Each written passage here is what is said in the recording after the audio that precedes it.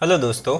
Server monitoring किसी भी web application का एक बहुत ही इम्पोर्टेंट पार्ट होता है और सर्वर मॉनिटरिंग के थ्रू हम किसी भी वेब एप्लीकेशन के परफॉर्मेंस को मेजर कर सकते हैं। अगर किसी भी वेब एप्लीकेशन के सर्वर पे एक साथ बहुत सारी रिक्वेस्ट आ सकती है तो उसे हम मेजर कर सकते हैं कि अभी हमारे सर्वर के ऊपर कितना लोड है और हमने जो रिसोर्सेज सर्वर में प्रोवाइड किए हुए हैं क्या वो सफिशिएंट है या नहीं है।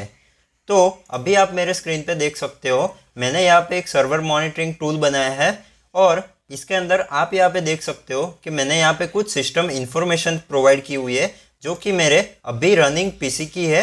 और यहाँ पे आप देखिए तो यहाँ पे मैंने कुछ उसकी इन्फॉर्मेशन दी है, लाइक उसका होस्ट नेम क्या है, यानी कि इस पीसी का नाम क्या है और इस प्रोसेसर का आर्किटेक्चर क्या है, साथ में यहाँ पे ये कौन से प्लेटफॉर्म पे रन कर रहा है, उसका अभी जो ऑपरेटिंग सिस्टम है उसका वर्जन क्या है, ये कितने घंटों से अभी रन कर रहा है और उसका रिलीज वर्जन क्या है। उसके साथ आप यहाँ पे देख सकते हो कि मैंने यहाँ पे कुछ मेमोरी इन्फॉर्मेशन दी है जो कि मेरे सिस्टम की रैम की इन्फॉर्मेशन है। यहाँ पे आप देखिए मैंने यहाँ पे कुछ ग्राफिकल रिप्रेजेंटेशन दिया है, लाइक यहाँ पे अभी कितनी यूज्ड मेमोरी हुई है और यहाँ पे कितनी मेमोरी फ्री है। यहाँ पे ये इन्फॉर्मेशन है वो बहुत ही फ्रीक्वेंटली चेंज हो रही है, तो यहाँ पे मुझे लाइव डेटा मिल रहा है कि अभी मेरे सर्वर या फिर पीसी की क्या हालत है और कितने रिसोर्सेज उसके अंदर यूज़ हो रहे हैं। तो यहाँ पे आप देखिए अभी यहाँ पे टोटल मेमोरी दिखा रहा है, यहाँ पे यूज मेमोरी दिखा रहा है और यहाँ पे फ्री मेमोरी दिखा रहा है। कुछ ऐसा ही मैंने सीपीयू के साथ किया है। तो आप यहाँ पे देखिए मैंने यहाँ पे एक खूबसूरत सा सीपीयू मॉनिटर दिया हुआ है। तो यहाँ पे ये दिखा रहा है कि अभी आपके सिस्टम के अंदर टोटल 8 कोर्स है और अभी आपका जो सीपीयू यूज़ हो रहा है वो टोटल कितने % है, और ये पूरा अभी लाइव चेंज हो रहा है। और यहाँ पे मुझे डायल भी दिखा रहा है, मॉनिटरिंग भी दिखा रहा है कि अभी ये जो मेरा सीपीयू है वो 38% यूज़ हो रहा है। तो अभी देखिए मैं आपको इसका मॉनिटरिंग काउंट अभी बढ़ा के दिखाता हूँ। तो यहाँ पे मैं क्या करूँगा, फटाफट से कुछ मल्टीपल टैब्स ओपन करूँगा जिससे क्या होगा कि मेरा सीपीयू परसेंटेज थोड़ा हाई जाएगा, तो मैं आपको थोड़ा दिखा सकता हूँ। तो यहाँ पे मैं फटाफट से बहुत सारी टैब ओपन कर लेता हूँ और अभी इस फर्स्ट वाले टैब पे आऊँगा। तो आप देखिए यहाँ पे मेरा सीपीयू परसेंटेज है वो बहुत ही बढ़ गया है। तो ये पूरा लाइव प्रोजेक्ट है और इसे आज हम पूरा बनाने वाले हैं और मैं आपको हेल्प करूंगा स्क्रैच से इसको बनाने में। और इस चीज़ को बनाने के लिए हम Node.js का यूज़ करेंगे, प्योर Node.js का यूज़ करेंगे और इसको पूरा स्क्रैच से डेवलप करते हैं। तो चलिए फटाफट से VS कोड ओपन करते हैं और पूरा प्रोजेक्ट सेटअप करके इसे बिल्ड करते हैं। तो अभी मैं आ चुका हूँ यहाँ पे मेरे VS कोड के अंदर। तो यहाँ पे मुझे सबसे पहले कुछ पैकेजेस को इंस्टॉल करना होगा और प्रोजेक्ट को सेटअप करना होगा। तो यहाँ पे मैं सबसे पहले टर्मिनल को ओपन करूँगा और यहाँ पे सबसे पहले चीज़ करूँगा npm init-y। तो इससे मेरा यहाँ पे एक package.json क्रिएट हो जाएगा और इस package.json के अंदर मुझे कुछ पैकेजेस को इंस्टॉल करना है। तो वो कौन से पैकेजेस है वो यहाँ पे मैं आपको बताऊँगा। तो यहाँ पे आपको करना है npm i, फिर हमें जो पैकेजेस डालना है वो है एक एक्सप्रेस, उसके बाद है EJS, फिर उसके बाद हमें एक और पैकेज चाहिए जो कि है .env, जो कि एनवायरनमेंट वेरिएबल के साथ में काम करने के लिए यूज़ होता है। और यहाँ पे एक और पैकेज चाहिए हमें जिसका नाम है Node.os utils। तो इस Node.os utils का क्या यूज़ केस है वो मैं आपको बाद में बताऊंगा, लेकिन मुझे पता है कि आप एक्सप्रेस, EJS और .env के साथ मे भी फेमिलियर हो गए। अगर नहीं है फिर भी आप इस प्रोजेक्ट को पूरा देख सकते हो और यहाँ पे मैं पूरा ट्राई करूँगा कि मैं सारी चीज़ें आपको स्क्रैच से बताऊँ। तो यहाँ पे मैं इसे इंस्टॉल करता हूँ। तो यहाँ पे जब तक इंस्टॉल हो रहा है तब तक हम क्या करेंगे, यहाँ पे कुछ प्रोजेक्ट स्ट्रक्चर को फिक्स कर देंगे। तो यहाँ पे हमें कुछ फोल्डर्स क्रिएट करने होंगे। तो सबसे पहला हमें जो फोल्डर चाहिए वो है config, जहाँ पे हमारी प्रोजेक्ट की सारी कॉन्फ़िगरेशंस रहेगी। उसके बाद हमें एक और फोल्डर चाहिए होगा जो कि है कंट्रोलर। तो आपने अगर MVC पैटर्न का नाम सुना है जो कि होता है मॉडल व्यू कंट्रोलर पैटर्न, तो ये वेब एप्लीकेशन के अंदर यूज़ होता है। तो उस MVC पैटर्न को ध्यान में रखते हुए हम यहाँ पे सारा फोल्डर स्ट्रक्चर क्रिएट कर रहे हैं। और यहाँ पे एक और फोल्डर चाहिए जो कि है पब्लिक, जिसमें हमारा सारा क्लाइंट साइड से रिलेटेड कोड आएगा। और उसके बाद हमें यहाँ पे एक और फोल्डर चाहिए जो कि राउटर फोल्डर है, इसके अंदर हम सारे वेब एप्लीकेशन के राउट्स क्रिएट करेंगे। और उसके बाद एक और फोल्डर होगा जो कि है सर्विस फोल्डर, जिसके अंदर हम कुछ छोटी छोटी सर्विसेज क्रिएट करेंगे जो कि हमारे इस सर्वर मॉनिटरिंग एप्लीकेशन के अंदर यूज़ होने वाली है। और उसके बाद हमारा एक और फोल्डर होगा जो कि लास्ट फोल्डर है हमारा इस प्रोजेक्ट स्ट्रक्चर का, तो उसका नाम है व्यूज़, जिसके अंदर हम सारे EJS के व्यूज़ रखेंगे। इसके बाद मैं यहाँ पे एक .env फाइल क्रिएट करूँगा जिसके अंदर हम हमारे प्रोजेक्ट के एनवायरनमेंट वेरिएबल रखेंगे। फिर यहाँ पे हमें एक मेन फाइल चाहिए होगी जो कि होगी index.js, और यहाँ पे हम कुछ और कॉन्फ़िगरेशन करेंगे। लाइक हम यहाँ पे नोडमॉन इंस्टॉल करने वाले हैं, तो उसका एक कॉन्फ़िगरेशन फाइल होगा जो कि होगा nodemon.json। तो अभी के लिए हमारे फोल्डर के अंदर इन सारी फाइल्स एंड फोल्डर्स की रिक्वायरमेंट है, और यहाँ पे मुझे एक और पैकेज इंस्टॉल करना होगा जो कि है nodemon, लेकिन इसे हम as a dev dependency install करेंगे। तो यहाँ पे मैंने एक फ्लैग दे दिया है -d, जिससे ये पैकेज हमारा as a dev dependency use होगा। तो यहाँ पे हमारे सारे जो पैकेजेस थे वो इंस्टॉल हो चुके हैं। तो अभी हमें इस package.json को कॉन्फ़िगर करना है। तो यहाँ पे मैं कुछ डिस्क्रिप्शन लिखूँगा, लाइक सर्वर मॉनिटरिंग टूल, और यहाँ पे कुछ हमें स्क्रिप्ट्स क्रिएट करनी होगी। लाइक एक होगी स्टार्ट स्क्रिप्ट जो कि हम प्रोडक्शन के अंदर यूज़ करते हैं जब हमें हमारी वेब एप्लीकेशन सर्वर के अंदर रन करनी होती है। तो यहाँ पे मैं लिखूँगा .node index.js, और यहाँ पे मुझे एक डेव स्क्रिप्ट भी बनानी होगी जो कि हम यूजुअली नोडमॉन के थ्रू रन करेंगे। तो यहाँ पे मैं लिखूँगा nodemon index.js। तो हमारा यहाँ पे package.json का काम पूरा हो जाता है। इसके बाद मुझे यहाँ पे nodemon.json को कॉन्फ़िगर करना है। तो उसके लिए मैं क्या करूँगा, इसके अंदर मुझे एक जेसन ऑब्जेक्ट क्रिएट करना है, और यहाँ पे मुझे एक की पास करनी है जो कि होगी एक्सटेंशन, और उसको आपको लिखना है ext। फिर मुझे किस एक्सटेंशन के ऊपर नोडमॉन को रिलोड करवाना है, तो इसे मैं यहाँ पे मेंशन करूँगा। तो हम जब भी जावास्क्रिप्ट फाइल के अंदर कोई भी चेंज करेंगे, और जब भी कुछ EJS फाइल जो कि होती है एम्बेडेड जावास्क्रिप्ट फाइल जो कि हमारे व्यूज़ के अंदर यूज़ होने वाली है, उसे जब भी हम रिलोड करेंगे तब ये मुझे नोडमॉन जो कि एक ऑटो रिस्टार्ट टूल है सर्वर के लिए, उसमें ये फीचर चाहिए। तो यहाँ पे मैंने इस एक्सटेंशन को मेंशन किया है। तो इस फाइल का भी काम यहाँ पे ख़त्म हो जाता है। अब हमें क्या करना है, यहाँ पे हमें एक .env फाइल दी हुई है, तो इस पर हमें कुछ कॉन्फ़िगरेशन करने हैं। तो यहाँ पे मैं एक पोर्ट नाम का वेरिएबल बनाऊँगा। तो जनरली हम जब भी प्रोडक्शन के अंदर कोई भी एप्लीकेशन क्रिएट करते हैं तो हम एनवायरनमेंट वेरिएबल पब्लिकली नहीं रखते, उसे हम env के थ्रू पास करते हैं, जो कि एक बेस्ट सिक्योरिटी प्रैक्टिस होती है। तो यहाँ पे मैंने एक एनवायरनमेंट वेरिएबल क्रिएट कर लिया है। अब यहाँ पे मुझे कॉन्फ़िग फोल्डर के अंदर एक फ़ाइल क्रिएट करनी है जिसका नाम हम रखेंगे server.config.js, और इसे हम सबसे पहले क्या करेंगे, देखिए यहाँ पे हम मॉडर्न जावास्क्रिप्ट यूज़ करने वाले हैं। तो अभी हम क्या करेंगे, package.json के अंदर जाएंगे, और यहाँ पे हम टाइप मेंशन कर देंगे जो कि होगा मॉड्यूल।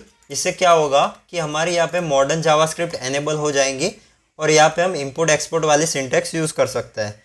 तो अभी मैं सर्वर कॉन्फ़िग वाली फाइल में आ चुका हूँ, और यहाँ पे मुझे एक पैकेज इंपोर्ट करना है जो कि है .env। तो इसे मैं यहाँ पे इंपोर्ट करूँगा, और यहाँ पे मुझे जो अभी हमने जो सारी .env के अंदर जो कॉन्फ़िगरेशन डिफ़ाइन की है उसे फैच करना है। तो यहाँ पे मैं लिखूँगा .env.config। अब यहाँ पे मुझे एक ऑब्जेक्ट एक्सपोर्ट करना है जो कि हम एप्लीकेशन के अंदर यूज़ करेंगे। तो यहाँ पे मैं लिखूँगा पोर्ट, और फिर मुझे process.env.port करके ये जो पोर्ट नाम का वेरिएबल हमने .env के अंदर डिफ़ाइन किया है उसे यहाँ पे इस ऑब्जेक्ट के अंदर स्टोर करना है। तो यहाँ पे मैं कमेंट डाल देता हूँ एक्सपोर्टिंग मॉड्यूल। ओके, तो यहाँ पे हमारा जो कॉन्फ़िग वाली जो सर्वर कॉन्फ़िग की फ़ाइल का जो सेटिंग था, पूरा जो कोड था वो बस इतना सा ही है। अभी यहाँ पे हम क्या करेंगे, index.js के अंदर जाएंगे और यहाँ पे कुछ एक्सप्रेस एप्लीकेशन का सेटअप करेंगे। तो यहाँ पे अभी मैं लिखूँगा import express from express, और यहाँ पे मुझे अभी जो हमने सर्वर कॉन्फ़िग वाली फ़ाइल क्रिएट की उसे भी इंपोर्ट करना है। तो यहाँ पे मैं लिखूँगा import server config from this file, और यहाँ पे आप पीछे .js एक्सटेंशन लगाना मत भूलना, क्योंकि जब भी आप मॉडर्न जावास्क्रिप्ट के साथ काम करते हो स्पेशली फॉर बैकएंड तो आपको ये एक्सटेंशन देना होता है। यहाँ पे हमें एक एक्सप्रेस की ऐप ऑब्जेक्ट क्रिएट करनी है। तो यहाँ पे मैं लिखूँगा const app is equal to Express, उसके बाद यहाँ पे मुझे ऐप डॉट यूज़ करके एक मिडलवेयर क्रिएट करना है, जो मिडलवेयर हम इस वाले जो अभी हमने यहाँ पे पब्लिक फोल्डर क्रिएट किया है उसके लिए यूज़ करेंगे। तो यहाँ पे मैं कुछ मिडलवेयर क्रिएट कर रहा हूँ। तो यहाँ पे मैं लिखूँगा ऐप डॉट स्टैटिक, सॉरी यहाँ पे मुझे लिखना होगा एक्सप्रेस डॉट स्टैटिक। फिर यहाँ पे मुझे फोल्डर का पाथ देना है। तो अभी यहाँ पे ये जो पब्लिक फोल्डर है वो मेरा रूट डायरेक्टरी में है, तो यहाँ पे मैं लिख दूंगा पब्लिक। फिर मुझे यहाँ पे व्यू इंजन सेट करना होगा, तो उसके लिए मैं लिखूँगा ऐप डॉट सेट और यहाँ पे मैं लिखूँगा व्यू इंजन, जो कि व्यू इंजन हमारा होगा EJS, जो कि हमने पैकेज यहाँ पे इंस्टॉल किया था। अभी मुझे ये जो एप्लीकेशन रन करनी है वो किस पोर्ट पे रन करनी है वो यहाँ पे मुझे एक्सप्रेस सर्वर के अंदर देना होगा। तो उसके लिए हम क्या करेंगे, यहाँ पे लिखेंगे सर्वर कन्फिग डॉट पोर्ट, और अगर ये पोर्ट हमें ENV से नहीं मिलता है तो यहाँ पे मैं लिखूँगा एक एक्स्ट्रा पोर्ट जो कि है 5000 या फिर 5001। तो ये वाली जो एप्लीकेशन है वो ऑटोमेटिकली अगर ये पोर्ट यहाँ पे इसे नहीं मिलता है तो वो इस और कंडीशन की वजह से इस पोर्ट को यहाँ पे इस वेरिएबल में स्टोर कर देगा। अभी यहाँ पे हमें कुछ राउट्स के यहाँ पे डिफाइन करने होंगे, लेकिन उससे पहले हम क्या करेंगे, यहाँ पे लिखेंगे ऐप डॉट लिसन और इसे मुझे लिसन करना है पोर्ट नंबर पे, जो कि अभी हमने यहाँ पे डिफाइन किया। और यहाँ पे आएगा एक कॉल बैक फंक्शन जो कि होगा console.info server is running on port, और यहाँ पे हम लिख देंगे हमारा जो पोर्ट नंबर था। तो यहाँ पे मैं लिखता हूँ डॉट पोर्ट और यहाँ पे एक्चुअली आएगा डॉलर का साइन। तो ये अभी हमारा बेसिक एक्सप्रेस का जो सर्वर है वो क्रिएट हो चुका है। अभी हम इसे एक बार रन करके देख लेते हैं। तो यहाँ पे मैं लिखता हूँ npm run dev, तो यहाँ पे अभी रन हो जाएगा, लेकिन इसके अंदर अभी हमने कोई राउट क्रिएट नहीं किए हैं, तो यहाँ पे हम कुछ आउटपुट नहीं देख पाएंगे। तो अभी हम क्या करेंगे, यहाँ पे सबसे पहले इस राउटर फोल्डर के अंदर जाएंगे और यहाँ पे हम एक फ़ाइल क्रिएट करेंगे। तो उस फाइल का नाम होगा monitor.route.js या फिर monitor.router.js, और यहाँ पे मुझे इस फाइल के अंदर एक राउटर क्रिएट करना है। तो यहाँ पे मैं लिखूँगा import router from express। अभी यहाँ पे मुझे अगेन कुछ कंट्रोलर्स चाहिए होंगे, लेकिन इसको हम बाद में डिफाइन करते हैं। और इससे पहले यहाँ पे मैं लिखूँगा const router is equal to router. तो यहाँ पे मैं इस राउटर का एक ऑब्जेक्ट क्रिएट कर रहा हूँ और इस ऑब्जेक्ट को मुझे एक्सपोर्ट भी करना होगा, लेकिन यहाँ पे मैं लिखूँगा एक्सपोर्ट डिफ़ॉल्ट राउटर।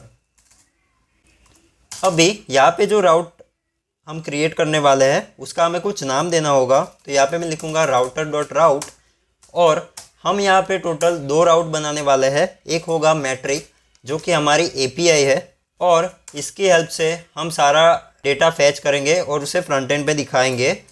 तो यहाँ पे मैं एक राउटर क्रिएट करूँगा जो कि एक कॉल बैक लेगा, जो कि होगा हमारा एक्सप्रेस का कंट्रोलर।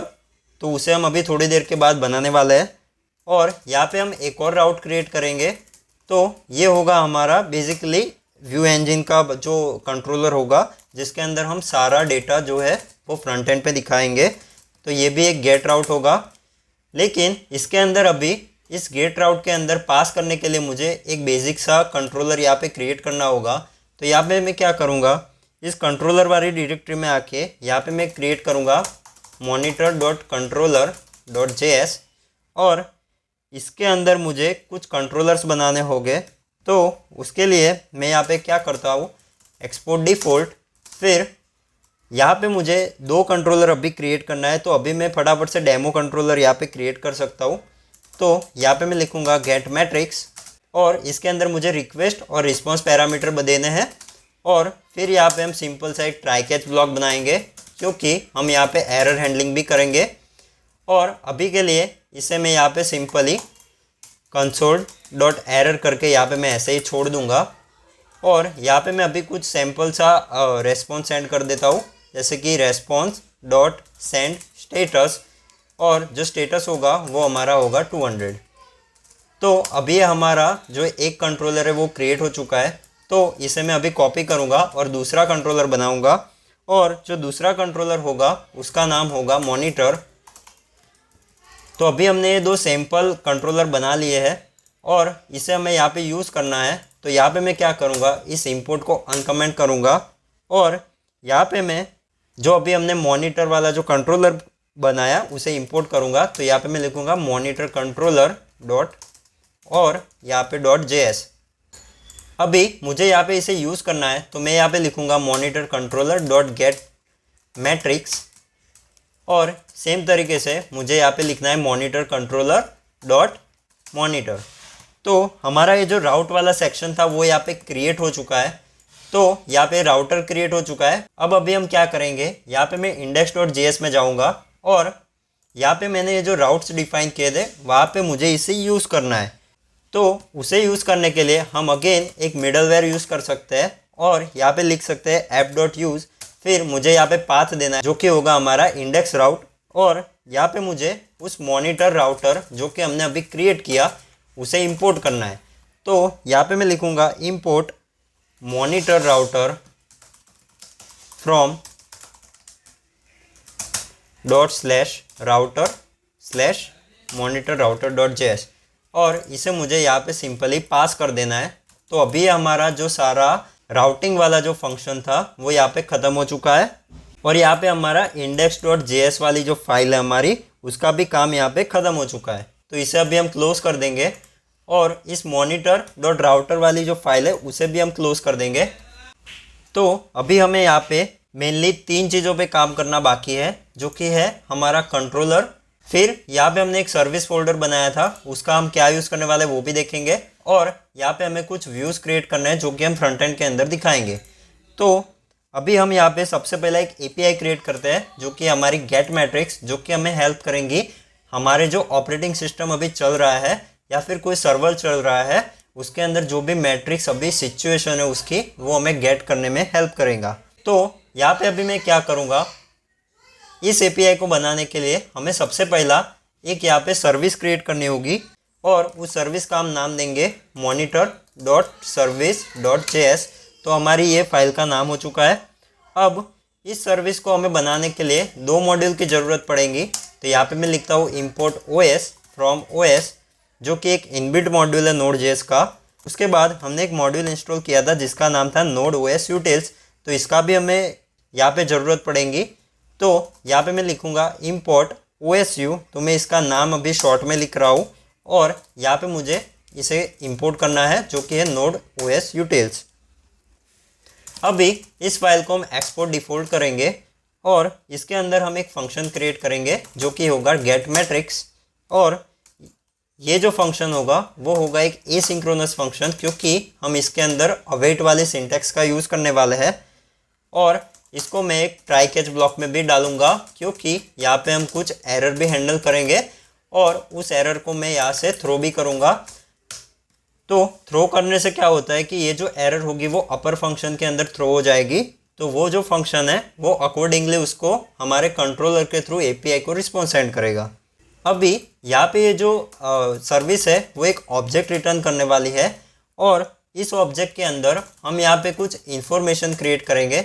लाइक सबसे पहला तो हमें, अगर आपने फ्रंट एंड के अंदर देखा होगा तो वहाँ पे मैंने 3 सेक्शन बनाए हुए थे जिसमें पहला जो था वो था सिस्टम इन्फॉर्मेशन। तो सिस्टम इन्फॉर्मेशन के अंदर हम मेनली होस्ट नेम ग्रैब करेंगे। तो ये जो सारी इन्फॉर्मेशन है जो कि सिस्टम के रिलेटेड है वो मुझे सारी OS मॉड्यूल के थ्रू मिलने वाली है। तो यहाँ पे मैं लिखूँगा os.hostname। फिर यहाँ पे मुझे आर्किटेक्चर यहाँ पे कौन सा है वो भी गेट करने का है। तो यहाँ पे मैं अगेन लिखूँगा os.arc। तो ये OS मॉड्यूल की मेथड है। फिर एक और चीज़ हमें चाहिए जो कि है प्लेटफॉर्म। तो यहाँ पे मैं लिखूँगा os.platform। फिर एक और की मैं क्रिएट करूँगा जो कि होगा अप टाइम, जो कि हमारा सर्वर का क्या अप टाइम है, कब से सर्वर चल रहा है वो हमें काउंट करके देगा। तो यहाँ पे मैं लिखूँगा os.uptime। फिर ये जो अप टाइम होता है वो हमें सेकंड्स में मिलता है। तो इसे मैं हावर में कन्वर्ट करने के लिए ये जो हमें अप टाइम मिला उसे मैं 3600 से डिवाइड कर दूंगा। तो एक बेसिक मैथ कैलकुलेशन है जो कि हम यहाँ पे लगा रहे हैं और यहाँ पे जो मुझे कैलकुलेशन का जो नंबर मिलेगा वो बहुत ही बड़ा होगा। तो उसके लिए मैं इसे राउंड ऑफ करूँगा और लास्ट के सिर्फ 2 डिजिट ही दिखाऊँगा। तो यहाँ पे मैंने लिख दिया, जो कि एक जावास्क्रिप्ट की मेथड है, नंबर के ऊपर लगती है, जो कि है टू फिक्स्ड। फिर मुझे यहाँ पे OS का वर्जन भी दिखाना है, तो यहाँ पे मैं एक और की क्रिएट करूँगा जो कि है वर्जन, और यहाँ पे मैं लिखूँगा os.version। और लास्ट में मुझे रिलीज़ इन्फॉर्मेशन दिखानी है, तो यहाँ पे मैं लिखूँगा os.release। तो इतना बनाने के बाद हमारा सिस्टम इन्फॉर्मेशन का जो काम है वो यहाँ पे ख़त्म होता है। अभी मुझे यहाँ पे मेमोरी यानी कि मेरी जो रैम है उसकी इन्फॉर्मेशन यहाँ पे ग्रैब करनी है। तो रैम के अंदर मुझे मेनली 3 चीज़ें चाहिए, जो कि है टोटल, यूज्ड एंड फ्री। तो मुझे यहाँ पे दिखाना कि अभी कितनी मेरे सिस्टम के अंदर रैम है, उसमें से कितनी फ्री हुई है और कितनी है जो यूज़ हो चुकी है। तो ये बनाने के लिए यहाँ पे मैं क्या करूँगा, os.total memory जो हमें OS मॉड्यूल प्रोवाइड करता है उसका यूज़ करूँगा, और ये जो मुझे काउंट देता है वो होता है बाइट्स के अंदर। तो इसे मुझे कन्वर्ट करना है MB के अंदर। तो यहाँ पे मैं 1024 इंटू 1024 का जो काउंट आएगा उससे मैं इसे डिवाइड करूँगा, और ये जो पूरा नंबर आएगा उसे मुझे अगेन .2 फिक्स्ड करके इसे सॉल्व करना है। अभी यहाँ पे मुझे क्या चाहिए, अभी यहाँ पे मुझे चाहिए एक फ्री मेमोरी। तो ये भी मुझे जो हमारा OS मॉड्यूल है वो प्रोवाइड करता है, तो उसका जो मेथड का नाम है वो है os.freemem, और इसे मैं कुछ इस तरह से लिखूँगा। फिर यहाँ पे मुझे यूज्ड मेमोरी का भी काउंट देना है, तो उसके लिए यहाँ पे मैं क्या करूँगा, या फिर यहाँ पे एक काम करते हैं, यहाँ पे ये जो हमने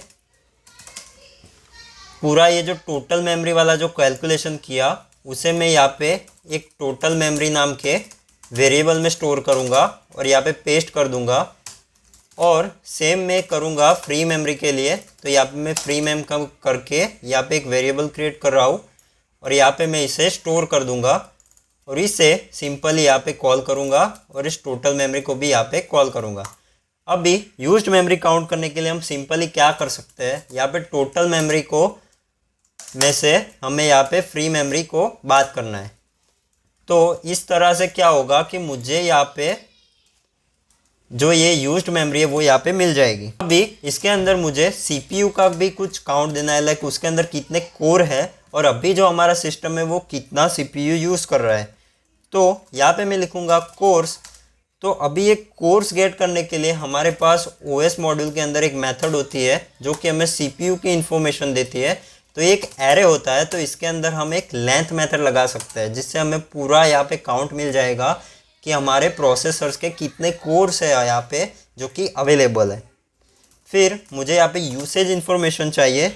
तो यूसेज इन्फॉर्मेशन के लिए आप यहाँ पे अगर देखें तो यहाँ पे मैंने एक इंपोर्ट किया हुआ है मॉड्यूल जो कि है OSU, तो इसका हम यूज़ करेंगे। तो ये जो है मेथड उसका हम यूज़ करके यहाँ पे CPU यूसेज निकालेंगे, और ये एक प्रॉमिस बेस्ड मेथड है। तो यहाँ पे मैं लगाऊंगा अवेट और यहाँ पे मैं लिखूंगा osu.cpu। देन उसके बाद मुझे यहाँ पे एक मेथड मिलती है जो कि है यूसेज। तो इसके थ्रू मैं यहाँ पे CPU यूसेज लगाऊंगा, और ये हमारा जो सारा इस सर्विस का काम था जो कि था हमारा मॉनिटर सर्विस, वो यहाँ पे ख़त्म होता है। देखिए, अगर आपको इसमें कोई भी डाउट है तो आप मुझे कमेंट में पूछ सकते हो, तो मैं वहाँ पे आपको पूरा समझा दूंगा अगर आपको कोई डाउट रह गया है तो। अभी ये जो हमने सर्विस क्रिएट की उसको मुझे यहाँ पे इस कंट्रोलर में यूज़ करना है। तो अगेन मैं यहाँ पे कंट्रोलर वाली फाइल में आऊँगा और यहाँ पे मैं एक सर्विस को इंपोर्ट करूँगा। तो यहाँ पे मैं लिखूँगा इंपोर्ट मॉनिटर सर्विस फ्रॉम, हम बैकवर्ड जाएंगे और यहाँ पे लिखेंगे service/monitor.service.js। अभी यहाँ पे मैं सारे मैट्रिक्स को गेट करूँगा। तो यहाँ पे मैं लिखूँगा कॉन्स्ट मैट्रिक्स इक्वल टू, और यहाँ पे मुझे अवेट यूज़ करना है, इसलिए मैं अगेन यहाँ पे एसिंग बनाऊँगा इस फंक्शन को, और यहाँ पे लिखूँगा अवेट मॉनिटर सर्विस डॉट करके उसके अंदर एक हमने गेट मैट्रिक्स करके मेथड बनाई है, उसका हम यूज़ करेंगे। तो मुझे यहाँ पे सारा मैट्रिक्स मिल जाएगा। अगर यहाँ पे मैं इसे कंसोल करवाऊँ तो आप यहाँ पे देख सकते हो कि जब भी मैं यहाँ पे अभी हमारा ये जो पूरा सर्वर है एक्सप्रेस का वो अभी 5000 पोर्ट पे रन हो रहा है। तो अभी हम क्या करेंगे, यहाँ पे हम थंडर क्लाइंट में जाएंगे और यहाँ पे एक गेट रिक्वेस्ट करेंगे HTTP, और हमारा ये जो है अभी ये है लोकल होस्ट 5000 पे, और यहाँ पे हम लिखेंगे मैट्रिक्स जो कि हमारा ये राउट है। तो यहाँ पे मैं जब भी हिट करूँगा, शायद ये मैट्रिक है तो यहाँ पे मैं अगेन हिट करता हूँ, तो आप देखिए यहाँ पे मुझे रिस्पॉन्स आ चुका है जो कि हमने सैम्पल रिस्पॉन्स सेंड करवाया था जो कि था ओके। और यहाँ पे हमने अभी जो सर्विस क्रिएट की उसके थ्रू मुझे यहाँ पे कुछ डेटा मिल रहा है। तो इसी डेटा को हम API के थ्रू सेंड करेंगे। तो यहाँ पे मैं क्या करूँगा, यहाँ पे मैं आता हूँ और वापस से अभी इसको कुछ मॉडिफाई करते हैं, और यहाँ पे मैं लिखूँगा स्टेटस 200, और यहाँ पे मैं कुछ जेसन रिस्पॉन्स सेंड करूँगा। तो यहाँ पे मैं लिखूँगा जेसन, उसके बाद मुझे यहाँ पे सक्सेस रिस्पॉन्स देना है, तो यहाँ पे मैं लिखूँगा ट्रू, और यहाँ पे मैं स्टेटस जो होगा वो होगा उसका 200। उसके बाद मैं यहाँ पे मैसेज देने वाला हूँ, तो इसका जो मैसेज होगा वो यहाँ पे होगा सक्सेस। तो ये जो सारा एडिशनल इन्फॉर्मेशन है वो मैं API के थ्रू देने वाला हूँ, और ये मैं इसलिए दे रहा हूँ बिकॉज ये एक बेस्ट प्रैक्टिस है कि आप कुछ एक्स्ट्रा इन्फॉर्मेशन भी सर्वर को दे सकते हो, लाइक स्टेटस एंड अगर वो रिस्पॉन्स सक्सेस हुआ है कि नहीं, तो वो एक बेस्ट प्रैक्टिस गिनी जाती है। तो इसलिए मैं यहाँ पे दे रहा हूँ, और डेटा के अंदर मैं यहाँ पे मैट्रिक्स को पास कर दूंगा। तो देखिए अभी इस बार अगर मैं यहाँ पे API रिक्वेस्ट करूँगा तो मुझे यहाँ पे ये मैट्रिक्स मिल रहे हैं। और अभी यहाँ पे हमने जो एरर वाला सीन है वो अभी हैंडल नहीं किया है, तो उसे हैंडल करने के लिए मैं इसे यहाँ से कॉपी करूँगा और इसे यहाँ पे पेस्ट कर दूँगा, और यहाँ पे मैं जो रिस्पॉन्स सेंड करने वाला हूँ वो होगा 500, और यहाँ पे जो सक्सेस होगा वो होगा फॉल्स। इसके साथ हमारा ये जो मैसेज होगा वो होगा इंटरनल सर्वर एरर। तो अगर किसी केस में यहाँ पे एरर आ जाती है तो हमें यहाँ पे ये मैसेज मिलेगा लाइक इंटरनल सर्वर एरर। तो यहाँ पे हमारा ये इस API का काम ख़त्म हो चुका है। अब हमें इस API को यूज़ करने के लिए और फ्रंट एंड में दिखाने के लिए एक और कंट्रोलर क्रिएट करना होगा जो कि है मॉनिटर कंट्रोलर, और इसका काम थोड़ा सा लंबा है तो इसे हम अभी बनाते हैं। ये जो मॉनिटर कंट्रोलर है वो हमारा व्यू बेस्ड होगा, तो हमें यहाँ पे रिस्पॉन्स में व्यू सेंड करना है। तो यहाँ पे हमें सबसे पहला व्यू क्रिएट करना होगा। तो व्यू क्रिएट करने के लिए हम यहाँ पे लिखेंगे monitor.ejs, और इसके अंदर हमें कुछ HTML और CSS डालनी है। तो ये जो CSS और उसकी क्लाइंट साइड जावास्क्रिप्ट होगी वो हम यहाँ से पब्लिक फोल्डर में क्रिएट करेंगे। तो यहाँ पे मैं फाइल क्रिएट कर लेता हूँ style.css, और यहाँ पे एक और फाइल होगी जो कि होगी script.js। तो ये यहाँ पे मैंने क्रिएट कर ली है। अभी यहाँ पे मैं इसके अंदर का जो पूरा HTML कोड है वो मैं यहाँ पे कॉपी करके डालूंगा और आपको पूरा समझा दूंगा, क्योंकि हम पूरा अगर लिखने जाएंगे तो बहुत टाइम जाएगा और प्रोजेक्ट बहुत ही लंबा हो जाएगा। तो इसे मैं यहाँ से पेस्ट कर दूंगा और आपको सारा HTML और CSS यहाँ पे एक बारी से बता दूंगा। यहाँ पे मैंने जो इसका पूरा HTML का कोड है वो यहाँ पे पेस्ट कर लिया है। अभी आप देखिए मैं इसको पूरा समझाता हूँ। आप देखिए यहाँ पे मैंने एक पूरा लिंक फाइल इंपोर्ट किया है जो कि हमारा फॉन्ट ऑसम का एक पूरा लिंक। तो फॉन्ट ऑसम क्या है, बेसिकली यहाँ पे हम कुछ आइकन्स को यूज़ कर रहे हैं, जिसके लिए मैंने यहाँ पे इस फॉन्ट ऑसम का लिंक यहाँ पे इंपोर्ट किया है। और यहाँ पे ये है हमारा कस्टम CSS जो कि हम अभी यहाँ पे पेस्ट करेंगे। उसके बाद यहाँ पे मैंने 3 सेक्शन क्रिएट किए हुए हैं। फर्स्ट सबसे पहला है सिस्टम इंफॉर्मेशन, उसके बाद दूसरा है मेमोरी, और उसके बाद है एक तीसरा जो कि लास्ट सेक्शन है जो कि है CPU।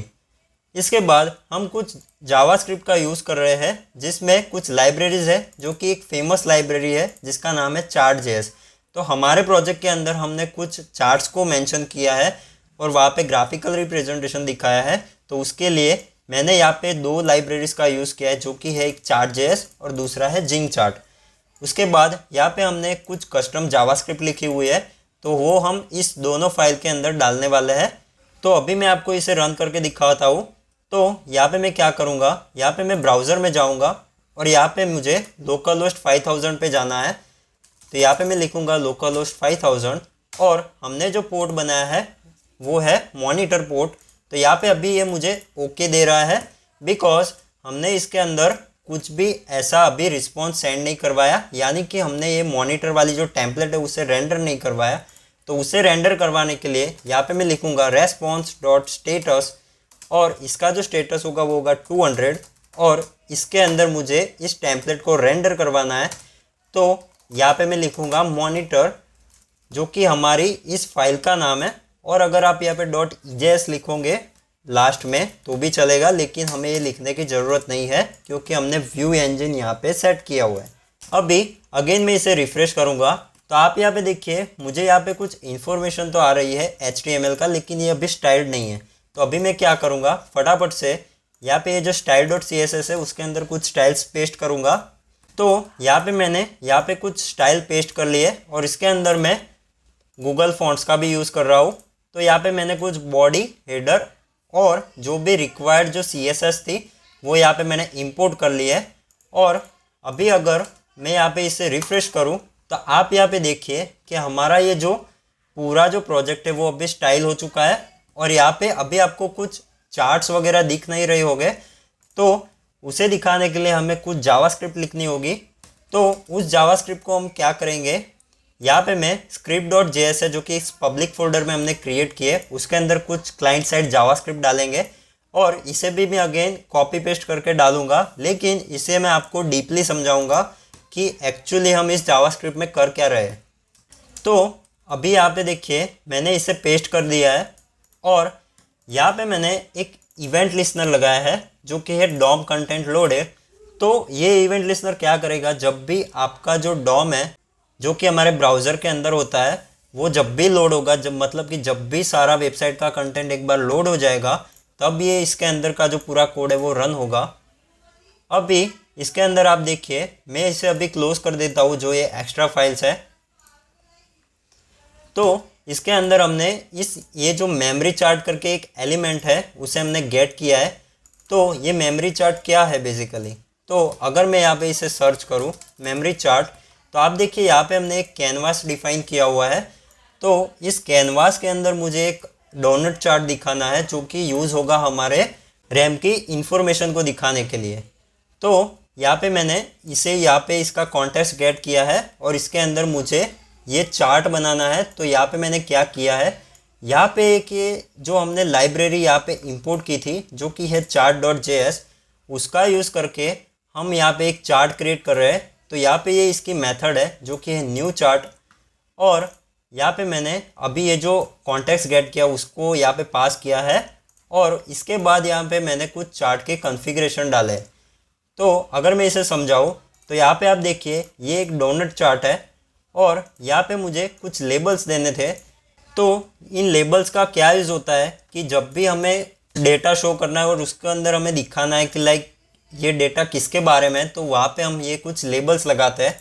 फिर यहाँ पे मैंने अभी एक काम करते हैं, हम आपको ऐसे समझ नहीं आएगा तो इसके लिए मैं यहाँ पे अभी इसे कमेंट कर देता हूँ, और थोड़ी देर के लिए हम इसे कमेंट करके यहाँ पे क्या करेंगे, यहाँ पे आके हम इसे पेज को रिफ़्रेश करेंगे। तो आप देखिए यहाँ पे मुझे मेमोरी चार्ट दिख रहा है। तो ये जो मेमोरी चार्ट है वो सारा इस कॉन्फ़िगरेशन के थ्रू आ रहा है। अभी मैं आपको बताता हूँ कि लेबल क्या है। तो ये लेबल यहाँ पे आप देखिए यूज्ड मेमोरी और फ्री मेमोरी है जो यहाँ पे बना हुआ है। तो ये इस चीज़ का लेबल है कि ये जो अभी रेडिश कलर है वो यूज्ड मेमोरी के लिए है, और ये जो फ्री मेमोरी है उसका ये ब्लू कलर है, तो इसके लिए ये लेबल है। अभी इनको हमें कुछ डेटा भी देना होता है। तो यहाँ पे मैंने इनिशियली कुछ डेटा दे दिया है जो कि है 00, मतलब कि हमारी यूज्ड मेमोरी इनिशियली होगी 0 और फ्री मेमोरी भी होगी 0। उसके बाद यहाँ पे मैंने बैकग्राउंड कलर दिए हुए हैं। तो यहाँ पे यूज्ड मेमोरी का ये बैकग्राउंड कलर है जो कि है रेड, और यहाँ पे ये जो बैकग्राउंड कलर है वो है फ्री मेमोरी के लिए। फिर मैंने यहाँ पे कुछ बॉर्डर कलर दिए हुए हैं और यहाँ पे बॉर्डर विड्थ दी हुई है। फिर मुझे इस चार्ट को रिस्पॉन्सिव बनाना है, तो यहाँ पे मैंने रिस्पॉन्सिव ट्रू लिख रहा है। फिर यहाँ पे मैंने कुछ प्लगइन्स का यूज़ किया है। तो यहाँ पे मैंने कुछ लीजेंड पोजीशन करके यहाँ पे बॉटम लिखा है। तो ये जो लीजेंड है तो ये पूरा आप देख सकते हो, ये जो ब्लॉक है नीचे जो ये यूज्ड मेमोरी और उसके बाजू में यहाँ पे कलर दिया हुआ है, तो इसे हम लिगेंड्स बोलते हैं। तो यहाँ पे मैंने पूरा यहाँ पे क्रिएट किया हुआ है, और मुझे इसके साथ एक टूल टिप भी क्रिएट करनी थी। तो ये टूल टिप क्या होती है, देखिए अगर मैं इसके ऊपर होवर करूँ तो यहाँ पे मुझे फ्री मेमोरी करके यहाँ पे लिखा हुआ आ रहा है। तो ये ब्लैक कलर का जो विंडो है उसे हम टूल टिप बोलते हैं, और सेम यहाँ पे भी मुझे मिल रहा है। तो इस टूल टिप को क्रिएट करने के लिए मैंने यहाँ पे ये जो पूरा कॉल बैक है वो लिखा हुआ है। अभी सेम तरीके से हम यहाँ पे इस CPU का जो चार्ट था उसे भी क्रिएट करेंगे। तो यहाँ पे मैंने इस CPU चार्ट को यहाँ पे क्रिएट करने के लिए मैं क्या करूँगा, अभी आप देखिए ये जो अपडेट वाला जो फंक्शन है वो मैंने यहाँ पे अभी कुछ थोड़ी देर के लिए कॉल किया हुआ है, लेकिन इसे मैं अभी कमेंट कर देता हूँ। और अगर मैं इस CPU कॉन्फ़िगरेशन को समझाऊँ तो अभी मैं इसे रिफ़्रेश करूँगा तो आप देखिए यहाँ पे एक चार्ट बन चुका है, लेकिन यहाँ पे अभी कुछ भी इंफॉर्मेशन नहीं आ रही है। तो ये जो चार्ट बना है वो हमारा जिंक चार्ट नाम के स्क्रिप्ट की वजह से बना है, जो कि हमने HTML फाइल में इंक्लूड की थी। और यहाँ पे आप देखिए कि ये जो पूरा चार्ट बना हुआ है उसे हम गेज चार्ट करते हैं। और यहाँ पे मैंने इससे रिलेटेड कुछ सेटिंग किया हुआ है। लाइक यहाँ पे अगर आप वैल्यूज़ को देखें तो यहाँ पे मैंने 0 से लेकर 100 की वैल्यू सेट की हुई है, और उसके बीच में मैंने 20 का स्टेप दिया है। तो आप यहाँ पे देखिए यहाँ से 0 से लेकर 100 तक पूरा वैल्यू है और उनके बीच में 20 का स्टेप है। उसके बाद मैंने इसका बैकग्राउंड कलर सेट किया हुआ है। तो ये जो चार्ट है उसका डिफ़ॉल्ट बैकग्राउंड कलर वाइट होता है, तो उसको मैंने अभी सेट करके इस थीम के अकॉर्डिंग सेट कर लिया है। फिर यहाँ पे मैंने ये जो पूरा उसका स्टाइलिंग है जो कि CSS है वो यहाँ पे सेट किया हुआ है। लाइक उसका फ़ॉन्ट कलर क्या होगा, साइज़ क्या होगा, वेट क्या होगा, स्टाइल क्या होगा, फिर उसका एंगल क्या होगा, वो यहाँ पे मैंने सारा डिफ़ाइन किया हुआ है। अभी इसका जो अभी डिफ़ॉल्ट वैल्यू होगा, आप यहाँ पे पिन देख सकते हो। तो इस पिन का जो डिफ़ॉल्ट वैल्यू है वो है 0, तो यहाँ पे मैंने 0 सेट किया हुआ है। और लास्ट में मैंने इस जिंक चार्ट को रेंडर किया है और यहाँ पे मैंने कुछ हाइट और विड्थ दी है। अभी इसमें एक दिक्कत है। अभी आप देखिए कि ये जो पूरा कोड है वो अभी ऑटोमेटिकली अपडेट नहीं हो रहा है। तो इसे अपडेट करने के लिए मैंने एक जादुई ट्रिक अपनाई है। अभी वो जादुई ट्रिक क्या है, आप देखिए यहाँ पे मैंने एक अपडेट मैट्रिक्स करके फंक्शन कॉल किया है, लेकिन ये फंक्शन अभी एग्जिस्ट ही नहीं कर रहा है। तो अगर आप यहाँ पे देखेंगे कंसोल में तो यहाँ पे मुझे एक एरर मिल रहा होगा। आप देखिए update matrix is not defined, तो ये मुझे यहाँ पे एरर मिल रहा है। तो अभी इसे हम फिक्स करेंगे। तो यहाँ पे मैं क्या करता हूँ, इसे मैं फटाफट से अनकमेंट करता हूँ। तो इसे मैं यहाँ से अनकमेंट करूँगा और अभी मैं आपको दिखाता हूँ कि इस अपडेट मैट्रिक्स में क्या है। तो यहाँ पे ये चीज़ मेन है। अभी आप देखिए यहाँ पे मैं एक फैच API कॉल कर रहा हूँ। तो ये फैच API कॉल क्या है, बेसिकली हमने जो यहाँ पे मैट्रिक नाम की जो API क्रिएट की थी उसे हम कॉल कर रहे हैं। जब भी हमें यहाँ पे रिस्पॉन्स मिल रहा है उसके अंदर से हमें 3 चीज़ें यहाँ पे एक्सट्रैक्ट की है, जो कि है CPU, system information and memory. तो यहाँ पे अगर आप EJS फाइल के अंदर देखें तो मैंने यहाँ पे हर एक चीज़ की ID दी हुई है। लाइक जो भी हमारा यहाँ पे मैट्रिक है उसका हर एक चीज़ का यहाँ पे ID दिया हुआ है। तो इस ID के थ्रू मैं यहाँ पे क्या कर रहा हूँ, यहाँ पे मैंने सारे एलिमेंट को गेट कर लिया है और यहाँ पे मैं सिंपली इस एलिमेंट के इनर HTML को अपडेट कर रहा हूँ। तो यहाँ पे अगर आप देखें तो यहाँ पे मैंने सारे इनर HTML को अपडेट करके यहाँ पे वैल्यू अपडेट करवाई है। और लास्ट में मैंने यहाँ पे ये जो चार्ट है उनको अपडेट करने के लिए यहाँ पे देखिए मेमोरी चार्ट में यहाँ पे अपडेट कर रहा हूँ। तो उनको अपडेट करने के लिए अभी आप देखिए अगर मैं मेमोरी चार्ट पे जाऊँ तो यहाँ पे मैंने कुछ इनिशियल वैल्यू सेट की थी जो कि थी 0, लेकिन मुझे इसे डायनेमिकली चेंज करना है। तो अभी यहाँ पे मुझे API के थ्रू मेमोरी का डेटा मिल रहा है, तो इसे मैं अगेन चेंज कर रहा हूँ और इस चार्ट को अपडेट कर रहा हूँ। सेम उसी तरह से मुझे CPU की इन्फॉर्मेशन भी मिल रही है। तो मैं यहाँ पे जिंक चार्ट का जो ये पूरा वैल्यू है उसे मैं यहाँ पे CPU.usage करके यहाँ पे चेंज कर रहा हूँ। अगर आप देखिए इस वैल्यू को, तो ये भी हमने यहाँ पे सेट की थी। अगर आप जिंक चार्ट में इस सीरीज़ वाले ब्लॉक में देखें तो यहाँ पे हमने ये वैल्यू 0 सेट की थी। तो अगर अब हम इसे रिफ़्रेश करें और यहाँ पे देखें कि अभी हमें यहाँ पे डेटा शो नहीं हो रहा, तो उसके पीछे एक रीज़न है। देखिए यहाँ पे मुझे अगेन एरर दे रहा है, update matrix is not defined. तो उसके पीछे क्या रीज़न हो सकता है, तो अभी हम यहाँ पे इसे फिक्स करेंगे। तो यहाँ से मैं इसे अगेन रिफ़्रेश करता हूँ। तो यहाँ पे मुझे अगेन सेम एरर दे रहा है। तो अभी हम इसे फिक्स करते हैं। क्योंकि यहाँ पे मैंने इस फाइल को सेव नहीं किया है, तो अभी हम सेव करके इसे रिफ़्रेश करेंगे। तो आप देखिए यहाँ पे मुझे अभी कुछ लाइव डेटा मिल रहा है, लेकिन अभी भी इसमें एक और दिक्कत है कि ये डेटा अभी सिर्फ एक बार लोड हुआ है। देखिए यहाँ पे अभी इसका CPU परसेंटेज 45.61 है, लेकिन अगर मैं इसे रिफ्रेश करूँ तो ये चेंज हो जाएगा। आप देखिए यहाँ पे अगेन चेंज हो चुका है, लेकिन ये अभी फ्रीक्वेंटली चेंज नहीं हो रहा, कंटिन्यूसली चेंज नहीं हो रहा है और हमारे फ्रंट एंड पे रिफ्लेक्ट नहीं कर रहा है। तो इसे रिफ्लेक्ट करवाने के लिए हम जावास्क्रिप्ट की एक ट्रिक का यूज़ करेंगे। तो यहाँ पे मैं क्या करूँगा, सेट इंटरवल करके एक फंक्शन होता है जावास्क्रिप्ट के अंदर, उसे मैं एवरी सेकंड रन करवाऊँगा और उसके अंदर मुझे क्या रन करवाना है, अपडेट मैट्रिक्स नाम का ये फंक्शन। तो अभी क्या होगा, एवरी सेकंड यहाँ पे हमारे बैकएंड सिस्टम के अंदर API कॉल करेगा, वहाँ से मैट्रिक्स उठाएगा और यहाँ पे फ्रंट एंड में अपडेट करेगा। तो इसे मैं अभी रिफ्रेश करता हूँ और यहाँ से मैं इसे रिफ्रेश करूँगा। तो अभी आप देखिए कि अभी हमारा ये जो सारा सर्वर मॉनिटरिंग का सिस्टम है वो परफेक्टली काम कर रहा है, जैसा कि हमने डेमो के अंदर देखा था। तो अभी ये बेसिकली सर्वर का डेटा हमारे पास एवरी सेकंड हमें दिखाएगा और यहाँ से हम पूरा मॉनिटर कर सकते हैं कि अभी हमारे सर्वर या फिर PC के अंदर कितना लोड है, और उसके अकॉर्डिंग हम आगे का डिसीजन ले सकते हैं कि लाइक हमें कुछ सर्वर कैपेसिटी बढ़ानी है, लोड बैलेंसर बढ़ाना है। ये सारे डिसीजन हम इसके बेसिस पे ले सकते हैं और हमारी एप्लीकेशन को और भी ज़्यादा स्केलेबल बना सकते हैं।